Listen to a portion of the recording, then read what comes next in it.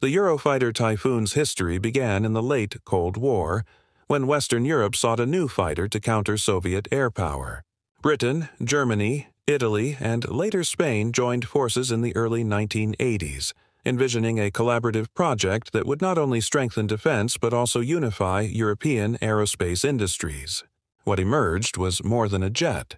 It was a political and technological experiment. From the start, the project faced turbulence. Each nation had different needs and priorities. Britain wanted a versatile multi-role fighter, Germany pushed for a pure air superiority jet, and Italy and Spain balanced cost concerns.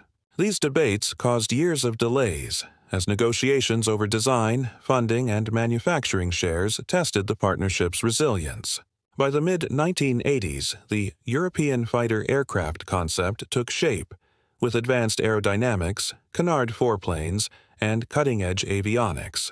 It was a bold vision, designed to compete with American F-15s and F-16s while pushing European technology to the next level.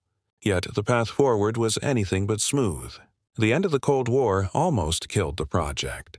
With the Soviet threat fading, critics argued the jet was too expensive and unnecessary. Germany, facing reunification costs, nearly withdrew, while Britain's defense establishment debated cheaper alternatives. But supporters insisted Europe needed independence in defense innovation. In 1994, the first prototype, known as the DA-1, took to the skies. Its sleek frame and agility stunned observers, showing that despite political drama, the engineers had built something extraordinary. Each test flight proved the Typhoon's potential as a future powerhouse in air combat. It wasn't until 2003 that the Eurofighter Typhoon officially entered service, first with Germany and then across its partner nations. Its arrival marked a milestone, a symbol of European unity, engineering brilliance, and perseverance through decades of political storms and budget battles. Over time, the jet proved its worth in operations from Libya to the Middle East. Its multi-role flexibility, able to dominate dogfights, strike ground targets, and adapt to evolving warfare, silenced many critics.